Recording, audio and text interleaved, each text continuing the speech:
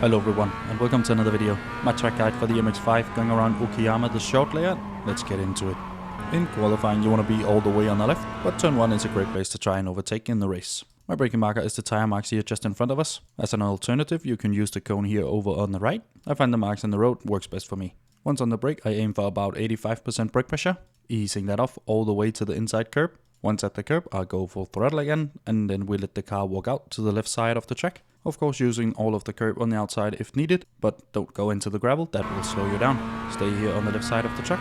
For turn 2 I turn in before I brake. I turn in by the end of the gravel here, getting close to the curb on the inside, then we track out a little bit before getting into the red and white curb for turn 3. After I've turned in, I'll go on the brake. Initial hit is about 70%, really quickly easing off, having a few percent just to help stabilize the car, to just before we turn in for the red and white curb. We want to get all the way up on the red and white curb for turn 3, and once we are on that curb, we will go full throttle again. If you turn in too early for turn 3, then the exit of turn 3 will be wide and you will be in the grass, so we want to turn in just a little bit later, to make sure we can go full throttle all the way through the corner, without getting on the grass on the outside. Then you want to stay on the right side of the track for turn 4.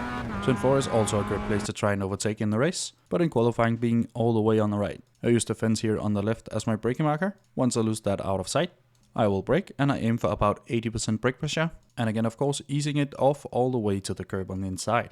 We want to come out just about mid-track for the next corner, so we don't want to go on the throttle too early. So on the exit you will go on the throttle again, making sure you come out just about mid-track to help a little bit with turn 5.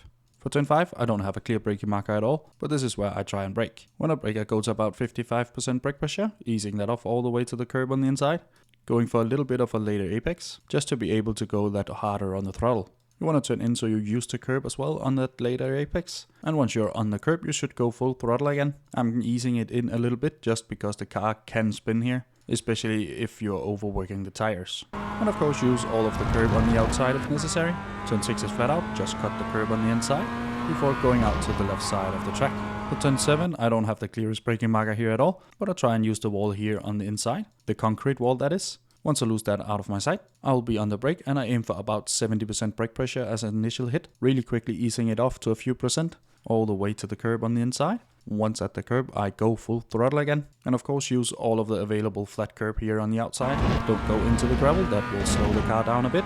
And now it's just a track race down to the start finish line. And that's my lap around Okayama short in the MX5 of a 59.1.